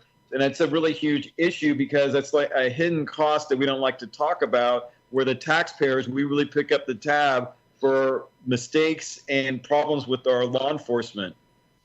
Let me just bring in Scott very quickly. Scott, if officers were being held accountable for insurance policies or financial payments based on the fact that they were taking away the lives of innocent people. Do you think that we'd stop seeing states and prosecutors trying to put families through this terrible ordeal of going through hearing after hearing when they've already lost? I mean, the majority of families don't even get as far as Marie Cofinco and her family have got. But to have got that far and then to have the state continually trying to rip that victory away from them when they've been, you know, it's how, I mean, how, again, we keep talking about this parental role, and I can't help it because it's how I am, it's how I'm made, it's how I'm wired, right? But it's like you get disciplined by your mother and your father, and then you just stand there after you've been disciplined by them and you say, but you're wrong. You're wrong. I can't tell you why you're wrong, but you're wrong. You shouldn't have punished me. You shouldn't have grounded me. You shouldn't have taken away my pocket money. You're wrong, but I can't tell you why you're wrong. I mean, that's what it sounds like, right? Yeah, if it were only that simple. Unfortunately, I get that, but I can't simplify it anymore because the bottom line is they've gone to court, they've lost, they've got no fresh evidence, they've got nothing new to bring to the table, but they're going, yeah, hear me again, please. Well, here's, unfortunately, in the system, and Jerry and Darwin, I think, are much more knowledgeable than I, but the way I review the Valenzuela case is the cops, let's keep it simple, have pretty much exhausted all of their legal opportunities to oppose and take away this judgment, Kervin. I doubt that the family's been paid the $13 million yet, because there's a period of time, I'm sure, where Anaheim PD can decide to appeal Judge Carney's decision to disallow a retrial. So during this probably civil procedure period, Anaheim is trying to decide if they're going to take the court case to the Supreme Court or they're just going to go ahead and pay the family. There's a period of time where I'm sure legally the defendants have the right. But your question is, how do we stop, I think, just rogue cops and the use of violence? And this case, in my opinion, will not deter rogue cops from continuing the use of violence. It will be ignored because the actual three officers, Jin, Wolf, and Gonzalez, they're not going to serve any jail time. They're not even going to lose their job, Kervin. And until that happens, they lose their jobs, they lose their pensions. The message is being sent to all the cops in this state and this country. Don't worry, the system's going to back you up. It's not going to cost you anything, even your job. If anything, they might get promoted because they have done such a good job in staying behind that blue line and carrying the wall forward of cops can do no wrong. So oftentimes officers are elevated within the department after surviving an unnecessary use of force trial or a settlement. It's just offensive. It's offensive to me, and I've just learned that in the last 30 months. But to shortly answer your question, until rogue cops start getting weeded out, policing the police, then no, this is a great victory for civilians and civil rights, but it's not going to deter these officers from use of violence, in my point of view. And here lies the problem, Marie Cofinco.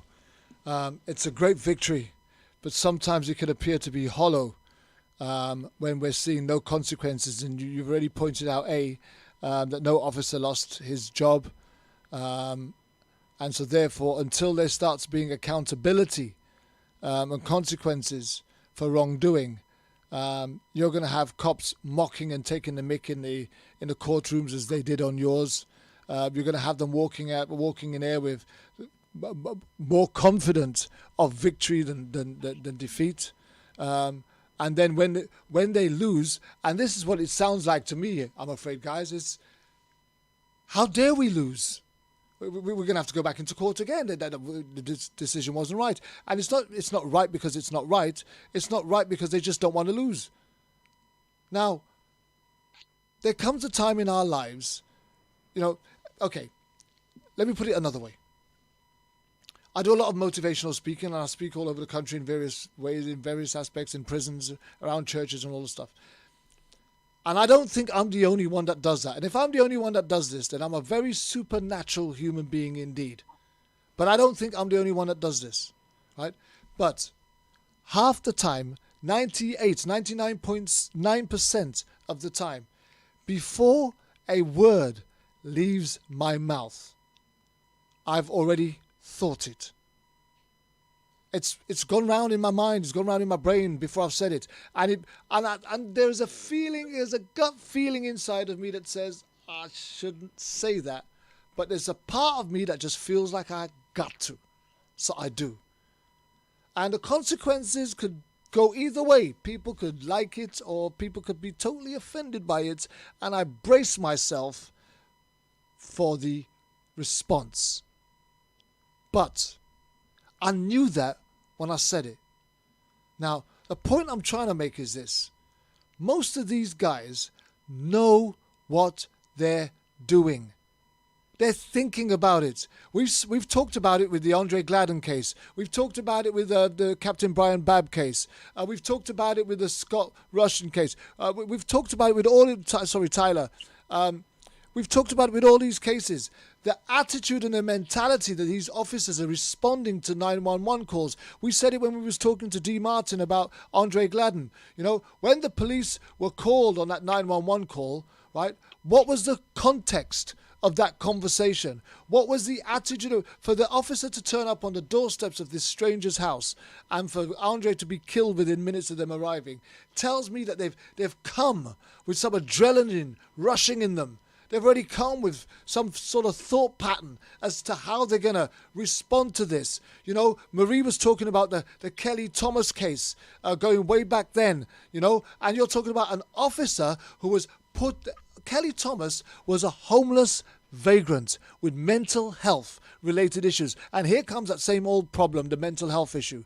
He was sat on the floor of, I can't remember if it was a coach station or a petrol station or something like that anyway. But he was sat on the floor with his legs crossed. He was not violating any rights. He wasn't attacking anybody. He wasn't spitting in anybody's face. He didn't have a knife or gun pointing at somebody.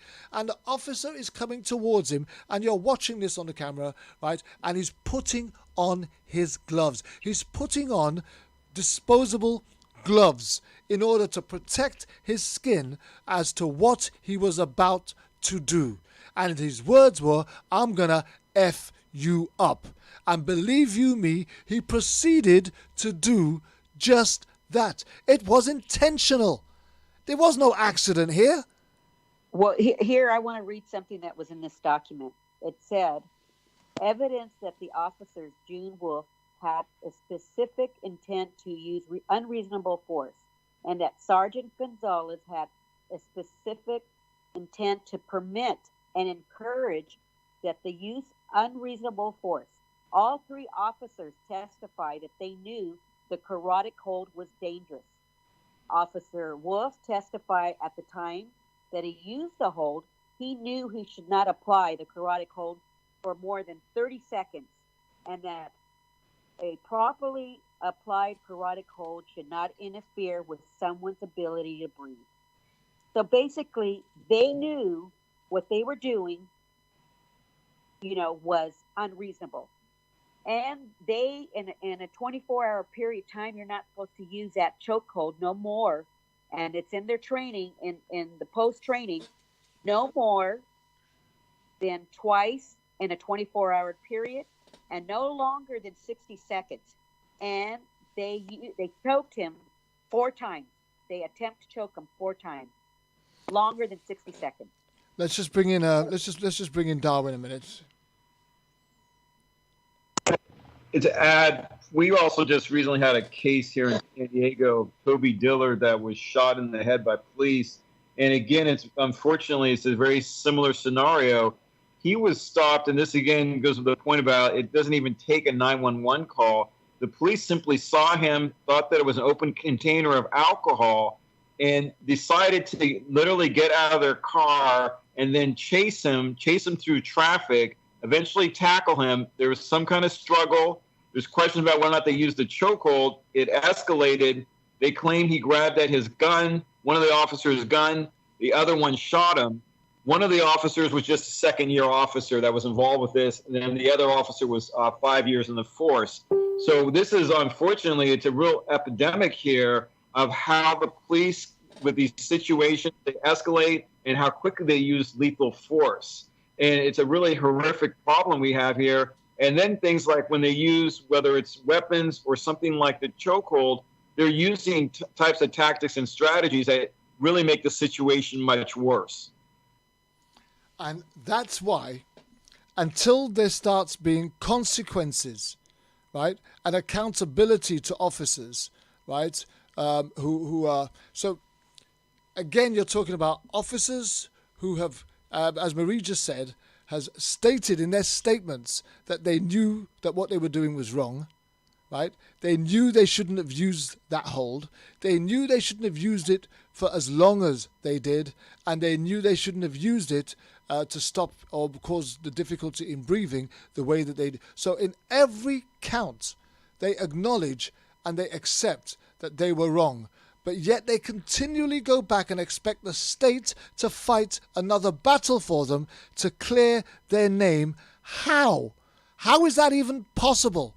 Let me just bring in Jerry a minute. So Jerry, surely this calls for a total revamp in how this whole procedure is carried out. There has to be accountability on an officer. He has to pay into some kind of insurance policy that says every time he kills a guy, you know, they've got to be something that they can put in place, because until there's accountability in some way, you've got officers that can get the state to go backwards and forwards at the expense of the taxpayer.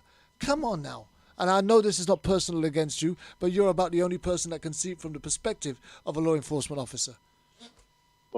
Generally, what I would suspect would happen with Anaheim and Maria's case is that Anaheim is looking technicality in which they can either create a new trial or some type of appeal, and in doing that, they'll do that to just wear down the family or the accused to the point where they just have run out of money. That's a typical tactic.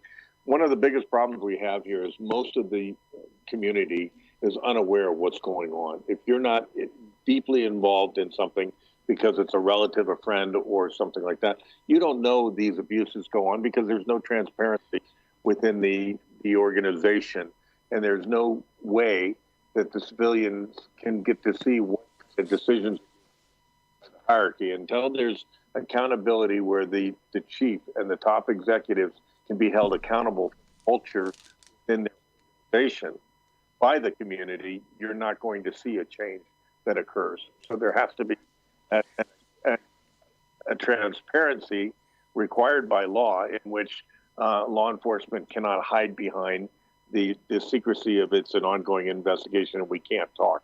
One of the reasons their strategy is so successful when they attack the victim is that they can always claim we can't give you any more information because it's an ongoing investigation, but they're capable that the victim had a criminal history or a mental health history or was on drugs or whatever they do as a way to diminish the validity of the complaint against them. Yeah. Let me just bring in Marie if I can. So from this perspective,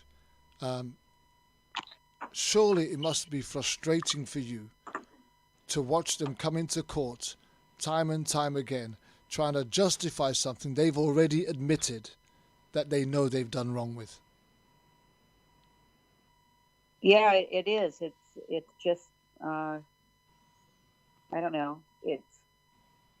I just believe that no matter what, even proven that they did something wrong, it's like they're always going to be out to prove that they didn't do anything wrong. And, you know, I would have liked to see them prosecute criminally, you know, end up going to prison. Yeah. So, yeah, it's very upsetting, and to know that they're still with the Anaheim department. I would imagine outlawing the chokehold not just in one state or some states, but completely has got to be the common goal, right? And that's why I joined the Racial Justice Coalition, because of their I Can't Breathe campaign. And I have joined, their organization so that we can ban it, because for the most part, different throughout the country, they don't use this deadly chokehold. And I know that LA doesn't use it. We are still using it. And from my understanding, San Diego is still using it. So that is my whole goal now is, along with joining the Racial Justice Coalition, is to get this deadly carotid chokehold banned. So do you think it's something that you would be successful with? I believe so, because of this trial that we won. I do believe, because it's not going to ever be done correctly. They start off to do it, the chokehold to do correctly, but then it ends up they end up killing or hurting their victim. It's a sad indictment of a society where we can sit down there and think that people can believe they can get away with discrediting the very existence of our basic human rights, with total disregard to what the outcome of that might mean. Because I would have imagined that as a family, you guys sat in that courtroom.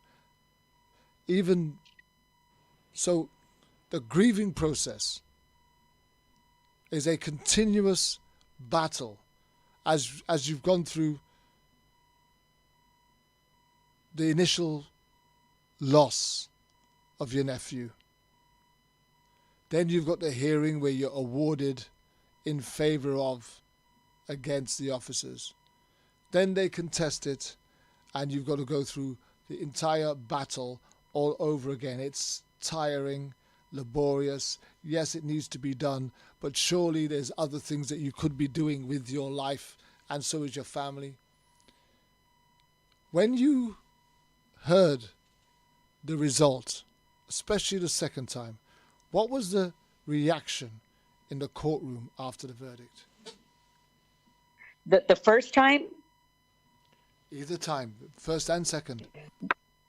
Well, the first time was just, so happy tears, emotional, and, it was just overwhelming. A great victory, and then to hear that they were contesting it and they wanted a new trial was just very, it brought me back down again. Okay. And so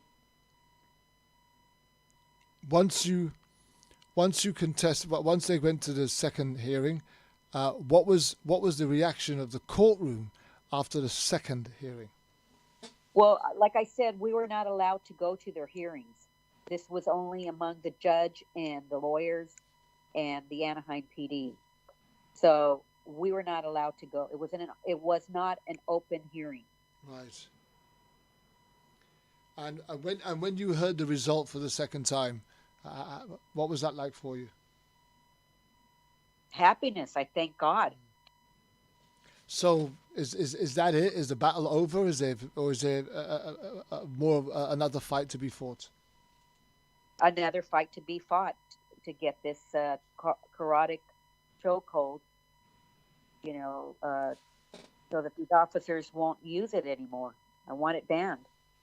Let's bring in Darwin very quickly if we can. So Darwin, sure, taking this battle forward.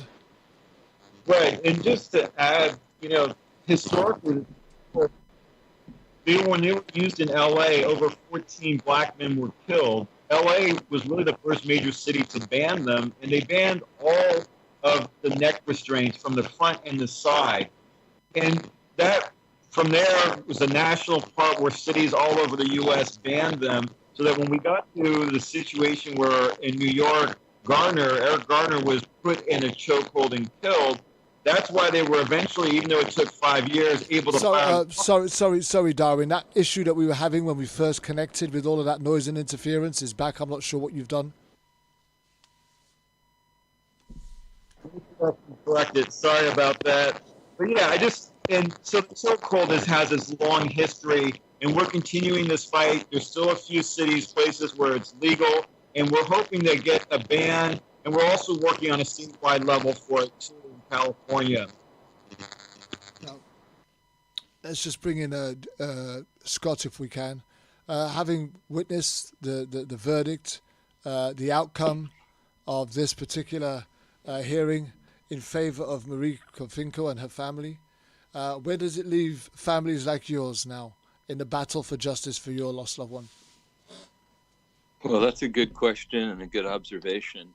I think in spite of all of the negatives, and we've touched on some of them, it's still a humongous, tremendous victory for civil rights, for the ability for families that have lost loved ones to police brutality, unnecessary use of force, wrongful death, however you want to legally couch it.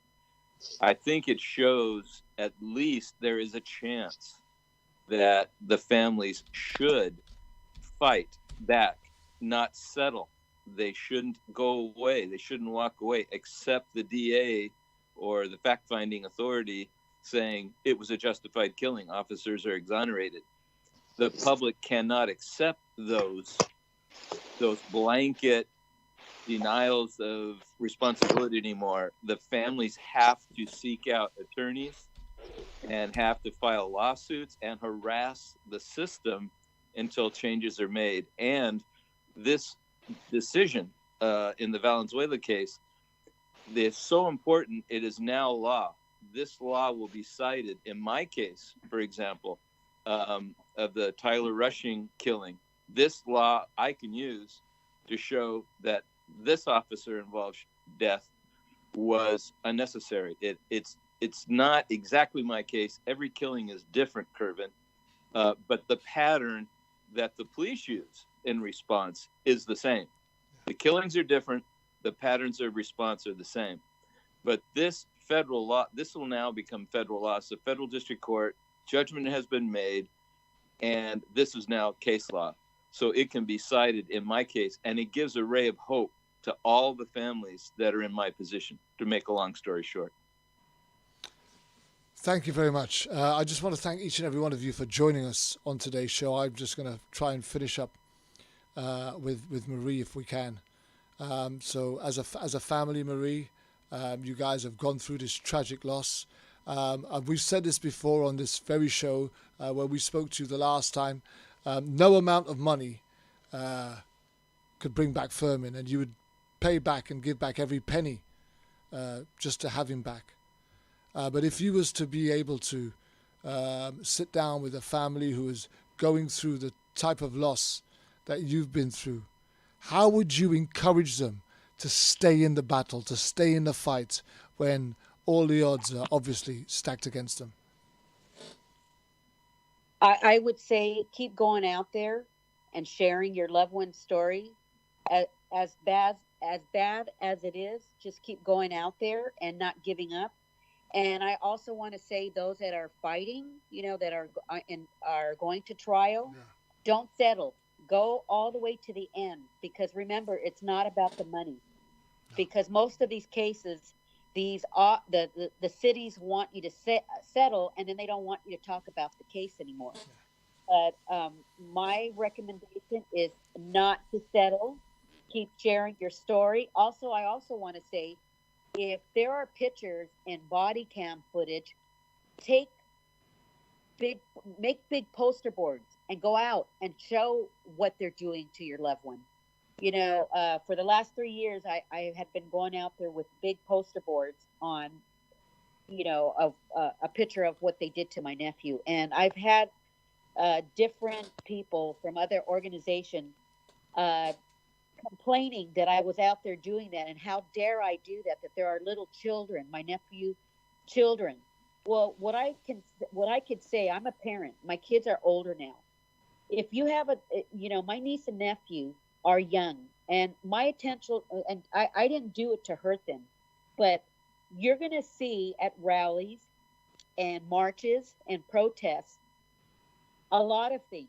And I don't think that it's irresponsible for the parents to bring little ones, because it's going to give them nightmares. So I'm not a mean-spirited person, but my whole goal was to show what these officers did to my nephew. So I kept going out there with these big, huge poster boards. And, I had one person that basically, she's not even a family member. She just belongs to an organization, telling me, how dare I, bring those poster boards and show his children that their father is being strangled. Well, that wasn't my intention to do that, but don't bring little kids to rallies and to protests, because you can't censor the adults from what they want to share, what these officers do to our family one. So, that's basically, I want to point that out and bring it out that, I'm going to continue doing what I'm doing, even though we won. You will still see me any opportunity that I can. I will still show what they did to my nephew. Marie Cofinco, for the third time on Issues Today, I want to thank you so much for taking part in today's show. Darwin Fishman, Honourable, thank you very much, sir. I think I'm going to be connecting with you again. I appreciate that. I think we'll get you on the show again. We'll get your technicalities sorted out to make sure that we've got no interference. But we'll definitely have you on the show again. Thank you very much for taking the time out and being with us. And Jerry Summers, I cannot begin to thank you enough for you just joining us today and what you brought to it. Scott Russian, I cannot say any more. And TJ, thank you for shepherding and marshalling us so well. I'm going to leave the last word with Marie Cofinco, because this is a very important word, my friends, and you need to hear this. So Marie Cofinco, just in about 30 seconds, how much has your relationship with God been at the center of your hope, your faith, your stance, your position, driving you forward? Well, I'm leaving it up to Him. Now with this coronavirus, and now that I have more time to speak to Him, I'm letting Him guide my decisions and my emotions, and He is the one that's making me stronger. I'm here at home. It's just my husband and I, but in the last few days, I have told the Lord just to forgive me throughout my life of anything that I have done or sinned, because right now we're being tested. And I was brought up Catholic, but I'm also a Christian, but I'm not a practicing Christian. So people, if you're out there now's the time to get things right and have a relationship with our Lord, because we are being tested right now. And our faith and our belief is going to bring us through. A lot of people don't believe in God, but I do, because I feel that He's been there, and I just feel His presence, more so now that I'm home and I'm not out there, and my life is at, how will I say, it's stopped, it's calmed down, I'm in my own home. So and that's how I feel. I just feel that I'm leaving it up to Him. We couldn't have finished the show in a better way. Marie Cofinco, I thank you so much for your honesty, for your courage and your bravery, and your faith. And if there's anything that we can learn from that, is just the most important thing that we can have in all of this is a good, strong relationship with the Lord God, our Father, our Savior. I want to thank everybody once again for being part of an absolutely fantastic show. Been very informative and knowledgeable. I look forward to seeing you again here next Saturday for another edition of Issues Today. It's all we've got time for today. My name is Kervin Julien. This is Issues Today on World Jam Global Radio. I'm out of here. World Jam Global Radio. This is clarity.